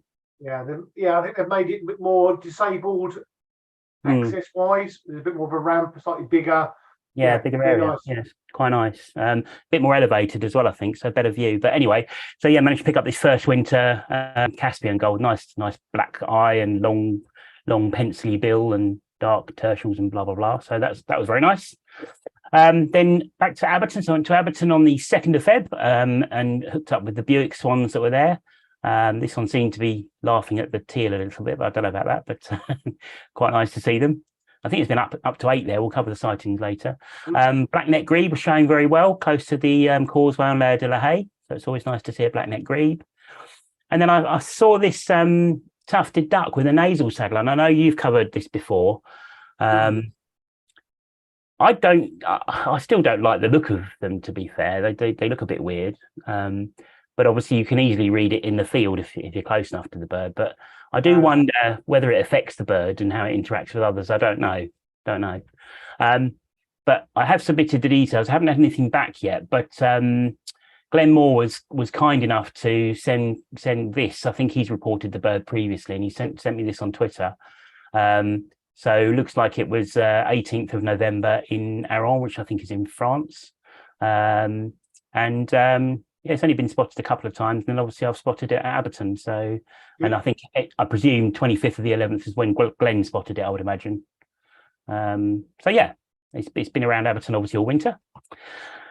And also at Abberton, there was this interesting gull, which I think the jury's still out a little bit. It looks like a second winter Caspian. But but the bill is a little bit sort of herringy, isn't it? But if Yeah. you look at the underwing, managed to get some shots of it with the underwing, and it's got a very pale underwing. So I reckon it's probably 80-90% Caspian. I know Daryl Rhymes, who's watching tonight, kindly exchanged a few messages with me on this bird, and I think we're not quite sure still. It's massive. It's huge, this bird. Okay. It's a really I have seen big it. bird. I have seen it at a distance. So there's these sort of mixed colonies, aren't there, with sort of Caspian, herring gull, that sort of Poland and places like that. There's sort of so you get these sort of mixed, sort of almost hybridy type things. I mean, to be fair, I think if you looked at the head, you'd probably say it looks more herringy than Caspian-y on the head, maybe. Yeah. But then Interesting bird. The body markings and the underwing. But anyway, yeah. So that was good fun. And then yeah. So this is a bit of fun, really. We went to London to see Tina's family, and because she's from London originally, and her brother still lives down there, and we met them in central London. So I thought it'd be a nice opportunity to have a walk through St James's Park. I just took a few snaps. And to be fair, for anyone that's never done this, I know they're not, they're obviously captive birds. They're on the lake and they can't fly off and so on and so forth. But it's quite interesting to see some species you're not going to see elsewhere, really. So red-breasted goose, I think that's a Ross's goose, I think. That one I think is a fulvous whistling duck. I looked up. I'm pretty sure that's what it is. Yeah, it's good. Yeah. And then we got white-headed duck. Oh, your year list has increased to no end then, mate. But I've never seen one of these before. And I know, it's not a quotes real bird, but it is a real bird. It's just obviously on a lake in St James's Park. So it's an interesting bird to see. And if one of them ever drops in at Abberton, I'm now going to know what it is because I've seen one. And you know what? There was back in the 90s. Daryl's watching tonight. He'll go straight and tell us when it was. There was a couple of years where there was a sort of female juvenile white-headed duck. It was like the ruddy ducks when we used to get a lot of ruddy ducks at Abberton. And there's no reason why it wasn't a wild bird. I mean, it's on my list. Fair enough. And obviously red-crested potchard as well. Nice male red-crested potchard close up, so that's good fun. But and the pelicans, of course. White pelican, nice. Always fun to see, and you get the ringneck parakeets there, of course, as well. So it's just a nice place to see some different birds and take some pictures because it's all quite close. But I was a little bit worried because there was a headless parakeet flying around, a little bit concerning. But I then turn round and there's a zombie crow as well. So I think it's a little bit worrying what's going on down there with the birds and what's going on. But that's obviously got its nictitating membrane, I think, wasn't it? On the eyelid third eyelid up there. It's got this cover. Yeah.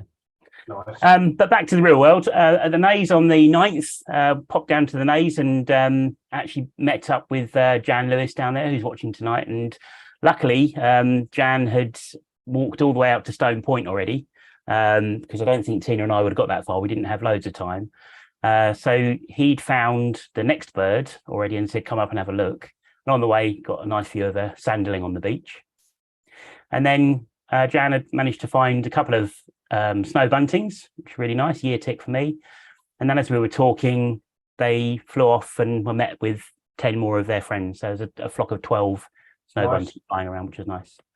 And then Neen Washes, I went up to Neen Washes on that afternoon, actually. I just drove up the road a couple of hours away. So got up there about 2:00 in the afternoon and had barn owl, a roosting tawny owl. Nice. A very blurry out of focus short-eared owl in the foliage. Not easy. In there. And then I got a long-eared owl, which again, you've got to kind of squint and use your imagination a little bit. But the bird's sort of here, and here's his face, just facing left here. And really, really nice to see. And I don't know if that's going to play on this. Is that playing? Yeah, it's some sort of wobbly handheld footage, but you can see his little tufty ears and having a preen and just saw his orange eyes. So nice. I'd never seen long-eared owl before, so I was really pleased to see that. And I'll be honest with you, it was so hidden. I don't think I'd have seen it if I'd been on my own. There was other people already on it when I got there, so it was good. And there was also 45 crane there. And then very quickly to finish with, on the 16th of Feb, Aberton had a sheep carcass there for a day or two. It attracted 3 red kites and raven. There was a couple of raven there. Lovely. And got a shot of the raven and the red kite. Although they're at some distance apart, you can see size-wise. Yeah. If anything, that raven's probably stockier than the red kite, I think. Wow, that is. Yeah, it's a real chunky bird, isn't it? And then finally, a couple of days ago on the Stour, got a lovely starling in the sunshine, just beautiful colours on starling. Got a nice view of the green shank on the Stour. And of course, you can't go to Manningtree without taking yet more photos of the misty Mediterranean gob. I got down low for these ones, so that was quite a nice shot of it on the water. That's and cool. Then that was probably my favourite one, just with the Nice. background across to Suffolk, obviously. So there you go. There you go. That's my month. Really good, really good. No, yeah. So it's been a productive month, hasn't it? Birdwise. I mean, it's there's lots going on. We've both been out and about, which is good, and it's amazing what you can see, isn't it? It's yeah, definitely. We had a few comments. David L. Smith, he went to Norfolk with me the last few days. He said it was rather good. We had 124 species in 4 days, which isn't too bad. And then Daryl Rhymes messaged in. He said Sean Nixon and Steve Arlo were both, gull gurus. They've seen that gull you mentioned at Aberton. He said they're both in the Caspian gull camp, but there may be a tiny bit of herring gull. Okay. Herring gull in it, like we said. 90-10 or something like that, maybe. Yeah. Okay. Cool. Thanks, Daryl. Good to know. The white-headed duck was in January '95 at Aberton. Okay. And then so we're due one then, so I know what to look for now. Yeah, I mean, and the females have sort of got that sort of bulbous bill, and they've got sort of stripy heads. And then Nick Lay's messaged in to say that there seems to be 2 regular hen harriers on his patch, which is a East Tilbury. One of which is a juvenile. So I think he was asking whether the juvenile that David saw up at Fingeringo was a similar bird. Yeah, it could well be. They do cover quite big distances. Okay. But it also seems like it's a very good winter for hen harriers in Essex, which we'll be talking about in a second or two. Excellent. Right, yeah, so that seamlessly links into bird news from around the county. Yeah. And, I have a very hastily put together bit of paper from tonight. So I will try and do these in a sort of geographical sort of, I don't know what word is it, order. Okay. Oh, excuse me. So Lee Valley, Fisher's Green, there's been a bitten there for most of the winter. That's still been showing. Although I think it's disappeared or it's been much more elusive the last week or two. And there's been a nice Drake Smew there as well, which is a sort of good bird for the Lee Valley. Where am I going now? Yeah, East Tilbury, as Nick said. So had a couple of hen harriers and water pipit. Where else are we going? Oh, got them all over the place here, mate.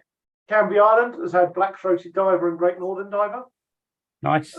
Raynham had hen harrier earlier in the month. That I certainly know that Ben Rumsby photographed. Yep. And again, hen harriers. So there's been hen harriers at West Canby. Bowers Marsh has had hen harrier as well as water pipit, and still a few white-fronted geese hanging around. Bange Marsh has had water pipit. Again, good winter for water pipits. What else have we got? Wallasey, shorted owl, still there. A couple of hen harriers and spoonbill. Probably the sort of scarcest bird that neck of the woods is a hawkwell. There's been a hawfinch. Oh, okay. Which is not easy bird to catch up with in Essex. There's often 1 or 2 around each year, but some years are obviously better than others. But hawkwells had hawfinch. And then there was a report a week or so ago of a Drake green-winged teal at Two Tree Island. Oh, okay. So I don't know whether that was confirmed or whether it was just a Eurasian teal. Like sometimes they're called green-winged teals. People get a bit muddled. So yep. Who knows? What else have we got? And then at Blake's Wood, up near Danbury, there's been at least a pair of lesser spotted woodpeckers seen. Nice. And I think that sort of pretty much covers it for me. Okay, cool. Well, I've got similar sort of roundup really, just for the north and east or northeast part of the county. I've got a couple of images to share very quickly. So if I put this image up, see if you can guess who it's from. Let me guess. His name's Brayshaw. He lives in Frinton. That's correct. So Paul has very kindly. Can you still see the image? Yeah. All good. Yep. Okay, so just reading off the email. So he said he's got an update with a couple of graphs to illustrate the long-term view. So February is typically the quietest month. So if you look at the graph, you can see February is the quietest month. But there was a bit more to see this year with red-throated divers and cormorants in good numbers offshore. Peak diver days were on the 3rd with 109, 402 on the 4th, and on the 12th there was 188. But they seem to have moved away thereafter, which is again typical. So if you look at the next picture, if I can bring it up, there we go. So this is basically a graph showing the diver records over the years, and you can see in February, the beginning of February is this bar here, and then as February moves through, the sightings do drop off. So it's really interesting. We've said this before, things do go in patterns. He said otherwise occasional gannet with a peak of 10 on the 19th, kittiwake including 9 on the 3rd, and a shag on the 19th were notable. However, some suggestion of early spring passage included 219 brent on the 4th, 151 wood pigeon on the 10th, a single skylark and yellowhammer on the 15th, plus a few chaffinch. On land, a thorough-looking Pedlar's Wood revealed 2 firecrests on the 4th, and 2 tawny owls were calling on the 13th when a couple of presumably feeding flocks of golden plover passed noisily in the late evening. And he's put, hopefully, that the northeasterly winds over the coming days will induce a little bit of movement. So that is a summary from Frinton. And once again, Paul, thank you very much for that. Always appreciated. Staying in that area of the county, we've had spoonbill over the Naze at the end of January. Lawrence Drummond had that. There was a report, although it was an unconfirmed report, on the 18th of 3 to 4 shorelark at the Naze. That came through from Liz Huxley at the visitor centre there, but I don't know if that was confirmed by anyone else. I haven't seen anything else about it, but it was from an out of area birder, so it's possible that they landed and flew off somewhere else. That'd be a good record. Pale bellied Brent, we've had that's a black Brent, but we've had pale bellied Brent at the Naze, and we also had black Brent at the Naze, and that's a nice picture there from Brian Combs. So just taking that off the website. That's the pale bellied. I've put them in the wrong order. And the pale bellied Brent, he's got the picture of one sort of flapping in a standing pose, and you can really see that there's just no dark belly at all between the legs on pale belly, and there's that very clear divide between the neck and the belly. Really good picture, that one. Just down the road from the Naze at Holland Haven, we've had purple sandpipers with 6 still present on the 22nd. There's still the hooper swans at Holland Haven. I think Andrew Allen had 2 on the 18th, and there's been up to 3 all month. Abertern, we've had up to 8 Buick swans. There's been up to 12 scorp seen through the month. Smew, 3, possibly 4 birds there at the moment, including a drake. The female long-tailed duck is still knocking around, although a bit distant, but it's still there. And there's been spotted redshank at Abertern, fingering hoe, and the Naze. And nicked this picture off our website. So Tim Hayward took a picture of spotted redshank at Abertern from Wigborough Bay. Really nice bird, this one. Lovely pale and long bill and eye stripe. Beautiful bird. Also Abertern redneck grebe and blackneck grebe are still around. And the Great Northern Diver is still there, with up to 4 seen at Mersey as well. So plenty of Great Northerns still around, aren't there?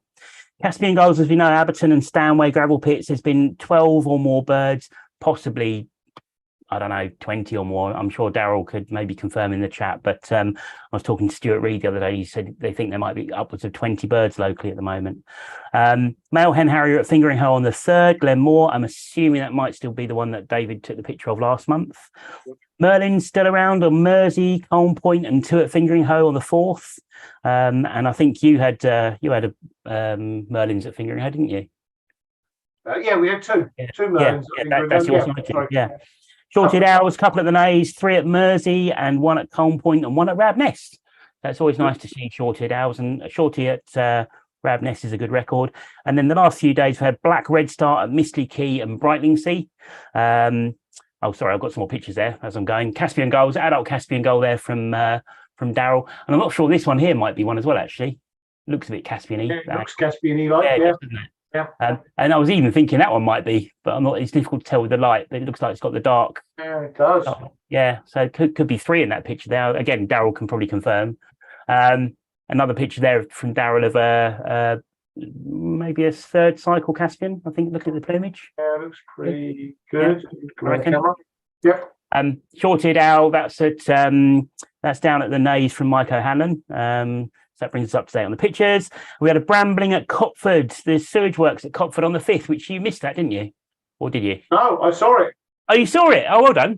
Yep. Excellent. Yeah, no, I'd been out doing some farmland surveys in the morning, and Andy Goody found them. And literally, it's like 1/4 of a mile from where I'm sitting now. Oh. And couldn't believe it. But Annette and I went out in the afternoon and we did see them. So that well done. Good. Oh, brilliant. Good stuff. And then finally, snow buntings. There's been 1 on Mersey and up to 15 at the Naze, as we said. And there's a lovely picture of snow bunting to finish with from Brian Combs. So that's a very brief roundup of some of the sightings from around the county with a few pictures. Thanks to everyone who posts the pictures on our website. Excellent. Anything in the chat? No, Mick Woodruff, evening Mick. He's just confirmed what Richard Chew was saying that, white-headed duck was, he saw it on the 14th and the 28th of January, 95. So we must be overdue one. Oh, definitely. Yeah, definitely. Tina reminded me, she came in a little while ago and handed me a message. Kathy Hopkins, I think in the chat had put she was going to see us hopefully on the Walthamstow trip on the 13th. Right. It's actually the 12th. It's actually the 12th of the Walthamstow trip. Oh, well done. Sunday the 12th. So eagle-eyed Tina proves she's watching, and well done. Thanks Tina for picking that up. Anything else? No, I think that's it. Yep, that's it. So photo competition. So photo competition. Well, yes, right. Shall we start? Wait. So hopefully you're all can't wait to see who the winner is. Yes. So we're going to start by sharing some of the photographs, all of the photographs, in fact, apart from the finalists that have been submitted. So if I can just work out how to do that quickly. Hold on. So while you're just doing that, Daryl just come back. He said probably 30 plus Caspians. Wow. Aberton / Stanway, and that's being conservative. Good grief. He said lots of movement between the two sites. So Stanway was up near Colchester Zoo, big rubbish tip, and a lot of the gulls from Stanway pits roost at Aberton or go for a wash and brush up. Yep. And he said he had a Polish bird at both sites on the same day this week. Okay, interesting. So big interchange of sort of birds and sites. So 30 plus Caspian gulls. So if anyone wants to brush up on their gull identification skills, now's the time to do it. Get over to Caspian or Stanway pits and get your scope and take your guidebooks with you and have a look. And you'll probably bump into Daryl over there, and he's a really nice bloke and he's quite helpful. So he'll hopefully better point things out to you. He is. I mean, to be right. Caspian gull is still quite a rare bird at Aberton, and in the last 4 or 5 years, numbers have just been skyrocketing. Well, but I think the other thing is you've got people like Sean and Daryl who are really watching, looking at them. Yep.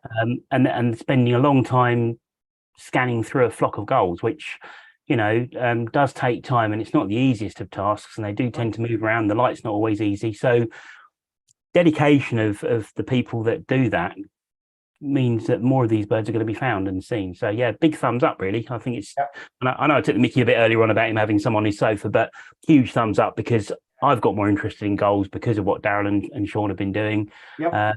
And hopefully others will, and we'll find some more gulls, which is good. Yep, absolutely. Well done, Daryl and Sean. Well done.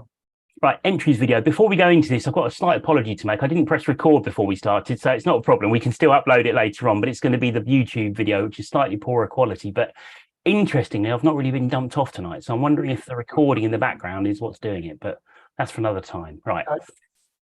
Can you see a snow bunting? I can. Excellent. Right, this video does last about 5 minutes, but we nearly finished the show now. We've not got that much more to go. This is everyone's photograph, and I've credited each of the photographers, and it's got the species on there as well, something I was asked to do. So spend a bit of time doing that. So if we can take 5 minutes of your time, have a look at these, and then we're going to announce the winner and then say our goodbyes. So back in about 5 minutes.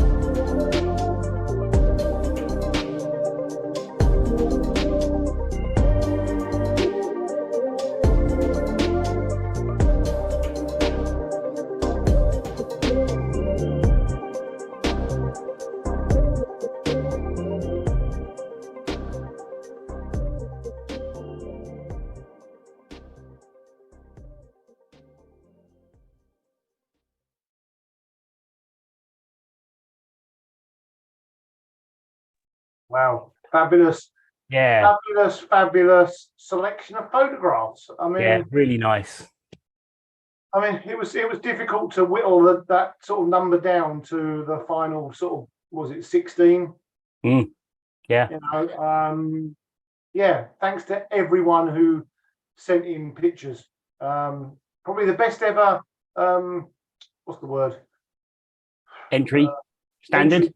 Yeah, standard. Yeah, just the sheer number of photographs this time. Yeah. Yeah, and the sheer number of people taking part is really good. So Absolutely, because I mean, we restricted it to 3 photos per person, so loads of people taking part. The standard is increase. I mean, it's always been high, but it's yeah, getting raise the better if bar. anything. Absolutely. Now, just very quickly before we reveal the winner, so just to show you, this is kind of how we do the scoring.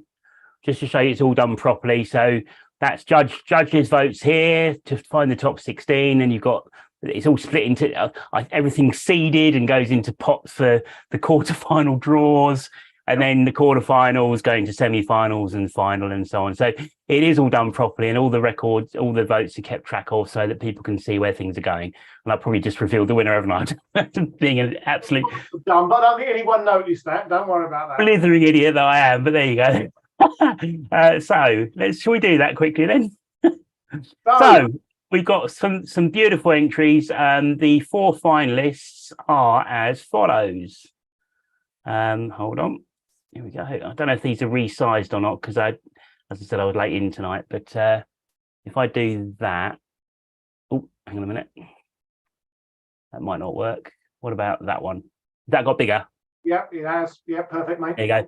So we've got Firecrest, and this is in 4th place out of 102 photos. So congratulations, Mike. Lovely picture of the Firecrest by Mike O'Hanlon. In 3rd place, we've got the stunning picture of the water rail on ice by Alan Shearman. Beautiful picture, really, really pin sharp. The sharpness doesn't come across on Zoom and YouTube, to be fair, but the quality of these pictures is beautiful. Then in 2nd place, this capture is absolutely gorgeous. You've got 2 starlings having a bit of a ding dong in midair, and that was a beautiful picture by Roger Hance, which means, of course, the winner was the gorgeous picture of the spoonbill, crystal sharp, pin sharp. Yeah, I mean, what's not to like about this? You can see every part of the bird. I love the way the head and the eye are captured, and the wing doesn't even quite encroach on the bill. It's just pretty much perfect. You can see it's just taken off. Michael Clark, fantastic picture, Michael. Well done, congratulations. We'll be in touch. We'll send you an email, and we'll work out a way of getting your prize to you. So you're going to get a printed, framed copy of your photo and a certificate as well. So congratulations, and thank you once again to everyone who entered. The video, I was going to say the video that I put together, if I've got anyone's names wrong on there or got anything wrong, hopefully I haven't, but if I have, then I do apologize. Obviously, each one has to be done individually and then all put together into a video. So if I've got anything wrong, please let me know, and I can correct it before we upload it to YouTube, and just email ebwsphotos@gmail.com. But yeah, well done to the finalists, and well done, Michael, for winning the winter photographic competition. So, Matt, I'm going to remind you, have we had any emails tonight? Right. Yes. Thanks, Steve. Hang on a minute. I think we have, actually. We've had a few bits in the chat. We've had Daryl Rhymes has messaged in. He said, just out of interest, there's been 15 red kites together over Stanway landfill last week. So it's not just gulls there. And that's good. Over the road from us, we've got Nico and Sue Devereaux, who watched the show.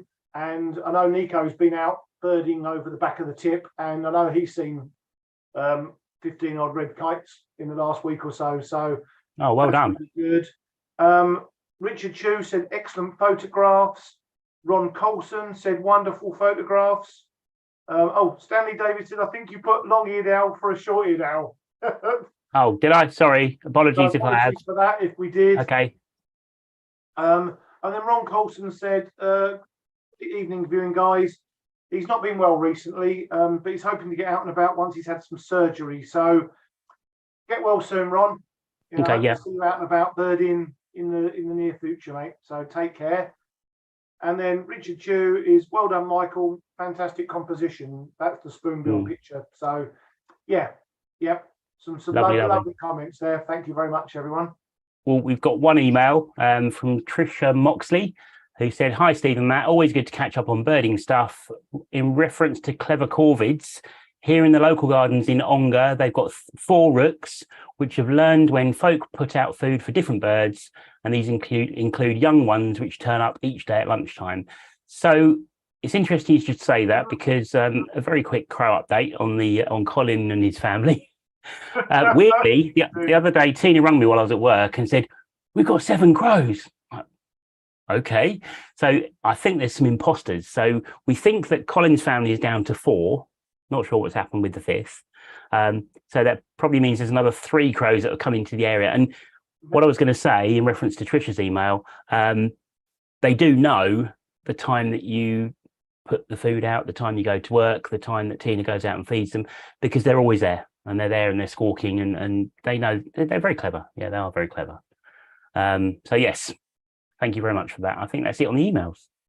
And then Alan Shearman, whose picture of the water rail was in the final, and an amazing picture it was. Alan said, "Well done to Michael and everyone who took part." So yeah, I mean, they say this photographic competition wouldn't sort of happen really if it wasn't for so many talented photographers that we've got within the county. Definitely. And it's a really good bit of fun. And as you saw from the video, that's the reason we wanted to put that up, is there are so many good pictures that didn't even make the top 16. We have to make the judgment, and it's a nightmare trying to do it. It really is. And then when you vote at the final stage or the semi-final stage, you're thinking they're all good. I don't know which one to pick, and it's very, very tricky. So well done to everyone. And yeah, the water rail shot was really lovely, Alan. Thank you for that. I think we're there, aren't we? We're there. So a quick couple of reminders. So don't forget the AGM next Friday, and my talk on Costa Rica following that. What else have we got? Walthamstow Reservoir, Walthamstow Wetlands. On the 12th? On the 12th of March, 9:30 a.m. Yep, Sunday the 12th. Self-drive.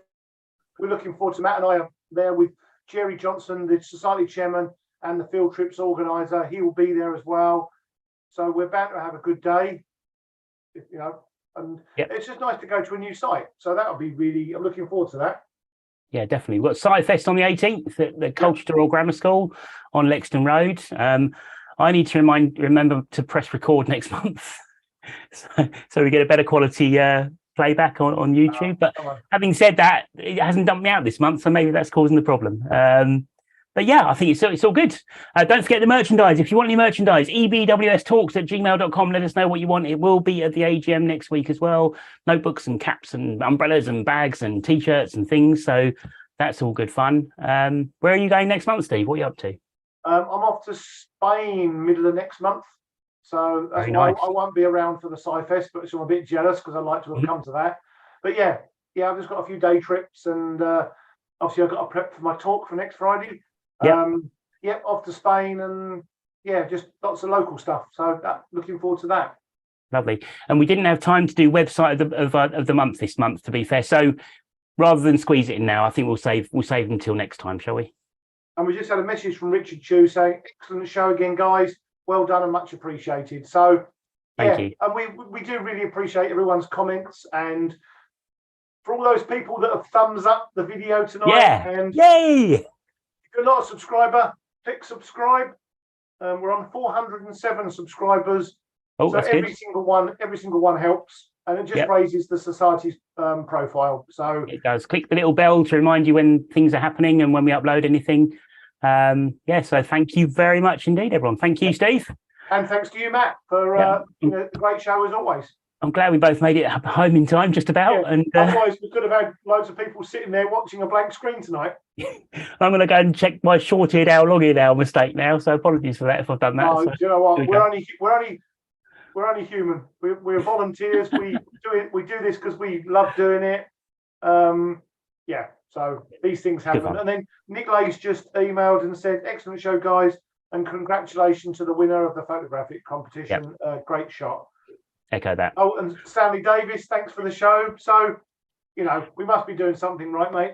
Yeah, thank you to everyone that watched, seriously, because we wouldn't do this if you guys didn't watch. We'd be out birding, wouldn't we? Probably. Yeah, or in bed. It's past my bedtime, mate. It's quarter to 10. I'll be listening for owls in the local wood, I think. Yeah. Right, lovely. Thank you, everyone. It's been a really good evening. And we should be back at the end of the month, maybe about the 24th of March, maybe. Yeah. Yeah. So keep an eye out on social media, website, and on our mailing list for the next show. Okay. I'm going to go and have my dinner now because I didn't get it when I got in. Bit of toast. Right. Cheers. See you later. Bye, everyone. Bye, everybody. Take Bye. care, Bye. Bye. everyone. Bye. Bye. See you later.